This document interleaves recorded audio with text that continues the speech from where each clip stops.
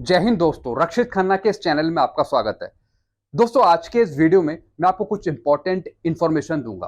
काफी इंपॉर्टेंट है, इसलिए वीडियो आप शुरू से लेके आखिरी तक देखिएगा। सबसे पहली इंफॉर्मेशन है ईसीएचएस से रिलेटेड। जैसा आपको पता है, अगर आप ईसीएचएस की फैसिलिटी लेते हैं, ईसीएचएस में ज्वाइन होते हैं, तो आपको अपनी रैंक के अनुसार पेमेंट करना पड़ता है। जो रिक्रूट है सिपाही टू हवलदार और उसी के इक्विवेलेंट नेवी और एयरफोर्स में, उनको पे करना पड़ता है वन टाइम कंट्रीब्यूशन 30,000 रुपए और वार्ड मिलता है जनरल का। ऐसे ही नायब सूबेदार, सूबेदार, सूबेदार मेजर और इसी के इक्वल नेवी और एयरफोर्स में, और इसमें इंक्लूड है ऑनरी नायब सूबेदार, अगर कोई एमएससीपी नायब सूबेदार है, और ऑनरी लेफ्टिनेंट और ऑनरी कैप्टन है, तो उनको पे करना पड़ता है 67,000 और इनको वार्ड मिलता है सेमी प्राइवेट। अगर ऑफिसर्स हैं तो उनको पे करना पड़ता है वन टाइम कंट्रीब्यूशन 1,20,000 और इनको जो वार्ड मिलता है वो मिलता है प्राइवेट का। लेकिन दोस्तों, इसमें एक नई जानकारी आई है, एक एडवाइजरी है जिसमें यह लिखा हुआ है the ex servicemen who have retired prior to 1 January 1996, यानी जो भी भूतपूर्व सैनिक है, अगर वो 1 जनवरी 1996 से पहले आए हैं और उसमें वॉर विडोज भी हैं या फिर वॉर डिसेबल्ड हैं और डिसेबल्ड हैं किसी इंटरनल सिक्योरिटी ड्यूटी के कारण, अगर इंटरनल सिक्योरिटी ड्यूटी के कारण वो हताहत हुए हैं, तो उनको कुछ भी पेमेंट करने की जरूरत नहीं है। उनके लिए जो कंट्रीब्यूशन है वो एग्जेम्प्टेड है, छूट है उसमें। तो दोस्तों, ये इंफॉर्मेशन निकल के आई थी। जो वन टाइम कंट्रीब्यूशन है वो तो पे कर रहे हैं अपनी रैंक के अनुसार, लेकिन अगर उसमें वॉर विडोज है या फिर वॉर डिसेबल्ड है और इंटरनल सिक्योरिटी ड्यूटीज के कारण वो हताहत हुए हैं और 1 जनवरी 1996 से पहले आए हैं, तो उनको कोई कंट्रीब्यूशन देने की जरूरत नहीं है, वो एक्सेप्टेड है। तो दोस्तों, इसके लिए आप अपने कंसर्न ऑफिस से भी पूछ सकते हैं। तो ये इंफॉर्मेशन निकल के आई थी। चलते हैं अगली इंफॉर्मेशन की तरफ। फिर दोस्तों, एक इंफॉर्मेशन है, एक लेटर है 11/8/2023 का, मिनिस्ट्री ऑफ डिफेंस का, revision of financial assistant amount of vocational training grant, medical grant and serious disease grant under arm force flag day fund, यानी जो AFFDF है, जो केंद्रीय सैनिक बोर्ड सेक्रेटरीट द्वारा प्रदान किया जाता है, उसका जो फंड है, उसमें कुछ यहां पे रिवाइज करा है। यानी क्या रिवाइज करा है? Arm force flag day fund के द्वारा vocational training grant one time aid to widows of ex servicemen, यानी वन टाइम जो कंट्रीब्यूशन मिलता है एक्स सर्विसमैन की विडो को वोकेशन ट्रेनिंग ग्रांट के लिए, उसको यहाँ पे 20,000 से बढ़ाकर 50,000 किया जाता है। मेडिकल ग्रांट है जो जो मिलता है नॉन पेंशनर्स को, जो एक्स सर्विसमैन है, मैक्सिमम पर ईयर वो 30,000 से बढ़ाकर 50,000 किया जाता है। ऐसी जो सीरियस डिजीज ग्रांट है नॉन पेंशनर्स, अगर कोई एक्स सर्विसमैन है, वो बढ़ाया जाता है 1,25,000 से 1,50,000 किया जाता है। तो दोस्तों, कुछ रिवाइज कर रहे हैं यहाँ पे rate arm force flag day fund में, तो आप ये इंफॉर्मेशन पढ़ सकते हैं। चलते हैं अगली इंफॉर्मेशन की तरफ। अब दोस्तों, कुछ पेंशनर्स मेरे से पूछ रहे थे, क्या सर जनवरी 2024 से DADR 50% होगा? क्या भारत सरकार DADR को जब 50% पहुंच जाएगा तो उसे मर्ज करेगी बेसिक पे में? दोस्तों, ये सब पॉलिसी भारत सरकार के पास है कि जब DADR 50% पहुंचेगा तब उसे बेसिक पे में मर्ज किया जाएगा या नहीं किया जाएगा। लेकिन हम तो अपनी पेंशन लायबिलिटी कैलकुलेट करने के लिए हम DADR को आगे बढ़ा रहे हैं। जैसे 50 पहुंचेगा, उसके बाद 53, फिर 56, ऐसे 3-3, 4-4% के हिसाब से हम DADR को आगे बढ़ा रहे हैं, हम मर्ज नहीं कर रहे हैं। तो दोस्तों, ये सब भारत सरकार की पॉलिसी पे डिपेंड करेगा कि भारत सरकार क्या करती है, क्या वो DADR को मर्ज करेगी या नहीं करेगी। तो दोस्तों, पॉसिबिलिटी है कि वो DADR को आगे बढ़ा सकती है, जैसे 50, 53, 56, 58 ऐसे आगे बढ़ाए। दोस्तों, अगर सब कुछ ठीक ठाक रहा और फंड अगर ज्यादा अवेलेबल रहा है भारत सरकार के पास, तो वो DADR को मर्ज भी कर सकती है। अब पेंशनर पूछ रहे थे कि जब DADR 50% पहुंचेगा, अगर उसे बेसिक पे में मर्ज कर देते हैं, तो फिर कहां से DADR स्टार्ट होगा? दोस्तों, जब आपका 50% पहुंचेगा, अगर वो बेसिक पे में मर्ज हो जाता है, तो फिर आपका DADR वो शून्य हो जाएगा, यानी फिर वो जीरो से स्टार्ट होगा। जैसे 0%, 2%, 4%, इस तरीके से देखने को मिलेगा।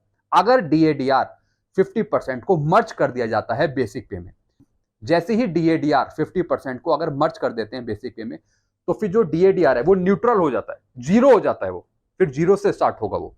लेकिन वो भारत सरकार की पॉलिसी पे डिपेंड करेगा कि वो क्या करती है, और ज्यादातर चांसेस है कि वो DADR को आगे बढ़ाएगी, जैसे 50, 53, 54, जैसे मैंने आपको बताया।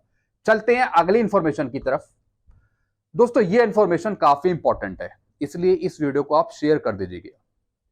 Important instruction for ex serviceman, ये है एक्स सर्विसमैन के बच्चों के लिए, उनकी वाइफ के लिए। Family pension eligibility. अब दोस्तों आपके मरने के बाद, अगर आप पेंशनर हैं, आपकी डेथ हो गई, अगर आपकी वाइफ की डेथ हो गई, तो दोस्तों फिर जो फैमिली पेंशन के लिए एलिजिबल होते हैं वो होते हैं लड़का, लड़की, आपके माता पिता, भाई बहन, ये एलिजिबल होते हैं फैमिली पेंशन के लिए। कुछ कंडीशन है जो मैं आपको समझाना चाहूंगा। Unmarried daughter of ex serviceman is eligible for family pension. जो अनमैरिड डॉटर है, जिसकी शादी नहीं हुई, वो भी एलिजिबल है फैमिली पेंशन के लिए। और वो तब जब एक्स सर्विसमैन की डेथ हो गई हो और उसकी वाइफ की भी डेथ हो गई हो, यानी पेरेंट्स की डेथ हो गई हो, तब बच्चे एलिजिबल है। उसमें अनमैरिड डॉटर है, उसमें डिवोर्सी डॉटर है अगर तलाकशुदा बेटी है, और विडो डॉटर है। विडो डॉटर यानी अगर लड़की की शादी हो रखी है, उसके हस्बैंड की डेथ हो जाती है, तो इस कंडीशन में विडो डॉटर को भी फैमिली पेंशन मिलती है। दोस्तों ये जो तीनों कंडीशन है, अनमैरिड डॉटर के लिए, डिवोर्सी डॉटर के लिए और विडो डॉटर के लिए, इसके लिए दो कंडीशन है। अगर ये कहीं जॉब कर रही है तो जो उनकी आय है 9,000 से ज्यादा नहीं होनी चाहिए। अगर 9,000 से कम है तब भी इनको फैमिली पेंशन दी जाएगी। मैं तीनों डॉटर की बात कर रहा हूं, window daughter, unmarried daughter, divorcee daughter. अगर ये तीनों डॉटर है, अगर ये कहीं जॉब कर रही है और अगर इनकी आय इनकम 9,000 से कम है, तब इनको फैमिली पेंशन मिलेगी। दूसरी कंडीशन है, इनकी शादी नहीं होनी चाहिए। जैसे कोई अनमैरिड डॉटर है, अगर इसकी शादी हो जाती है तब फैमिली पेंशन बंद हो जाएगी। अगर कोई डिवोर्सी डॉटर है, अगर इसकी दूसरी शादी हो जाती है तब फैमिली पेंशन बंद हो जाएगी। अगर कोई विडो डॉटर है, अगर ये भी शादी कर लेती है तो इसकी भी फैमिली पेंशन बंद हो जाएगी। तो ये कंडीशन है। तो दोस्तों इसके लिए डॉक्यूमेंट में आय प्रमाण पत्र, इसके लिए आपका Aadhaar card, PAN card, bank statement, death certificate भी लगता है फादर मदर का, और दोस्तों और भी कुछ डॉक्यूमेंट है। और दोस्तों जितने भी भूतपूर्व सैनिक है, उनके जो डिसेबल्ड बच्चे हैं, विकलांग है, उनको भी फैमिली पेंशन मिलती है। उसकी भी कुछ कंडीशन है, जैसे पार्ट 2 ऑर्डर, ये भी चाहिए। फिर you should submit the disability certificate. जो डिसेबिलिटी सर्टिफिकेट है वो भी MH और मेडिकल बोर्ड द्वारा, वो भी आपको देना पड़ेगा अगर डिसेबल बच्चे को फैमिली पेंशन दिला रहे हैं। वैसे फादर मदर की डेथ के बाद जो डिसेबल बच्चे हैं वो ही कार्यवाही करते हैं, उनको फैमिली पेंशन मिल जाती है। तो हो गया एक तो डिसेबिलिटी सर्टिफिकेट, वो भी आपको देना पड़ेगा। और दोस्तों इसके लिए कार्यवाही होगी जिला सैनिक बोर्ड से, जिला सैनिक बोर्ड से इसकी सारी कार्यवाही होगी। Obtain your monthly pension payment slip for bank और स्पर्श। इसके लिए जो भी कार्यवाही करेगा, जो भी ये काम करेगा फैमिली पेंशन दिलाने के लिए, जो भी डॉक्यूमेंट चाहिए होंगे वो आपको देने पड़ेंगे। इसके लिए पेंशन स्लिप की भी जरूरत पड़ सकती है। उनको सिर्फ अपनी बैंक स्टेटमेंट देनी पड़ेगी, बैंक स्टेटमेंट, और फादर मदर का डेथ सर्टिफिकेट। बाकी अगर डिसेबल बच्चे हैं तो उनको अपना डिसेबिलिटी का सर्टिफिकेट, और जो अनमैरिड है, विडो डॉटर है, डिवोर्सी डॉटर है, उनको आय प्रमाण पत्र, और जो उनके भाई बहन है उनके थ्रू एक शपथ पत्र भी बनाना पड़ेगा। वो है नॉन ऑब्जेक्शन सर्टिफिकेट का, कि उनके भाई बहनों को कोई ऑब्जेक्शन नहीं है। तो एक शपथ पत्र ये भी मांगते हैं कई डिपार्टमेंट। और दोस्तों whenever there is any additional credit और डेबिट लाइक, और उसके बाद जब फैमिली पेंशन इनिशिएट हो जाएगी, उसके बाद किस किस चीज का बेनिफिट मिल सकता है। OROP का यहाँ पे मिल सकता है पेमेंट, जो पुराना पेमेंट है डीलिंकिंग 33 ईयर्स का। अगर पेरेंट्स को नहीं मिला हो, अगर पेरेंट्स को नहीं मिला हो, अगर बच्चे फैमिली पेंशन ले रहे हैं, तो पुराना बकाया मिलता है यहाँ पे बच्चों को। 7 CPC का रिवीजन है, DADR का एरियर है, यानी जो भी चीज है वो बच्चे पे अप्लाई होती है, चाहे वो डिसेबल बच्चा हो, चाहे विडो डॉटर हो, डिवोर्सी डॉटर हो, अनमैरिड डॉटर हो।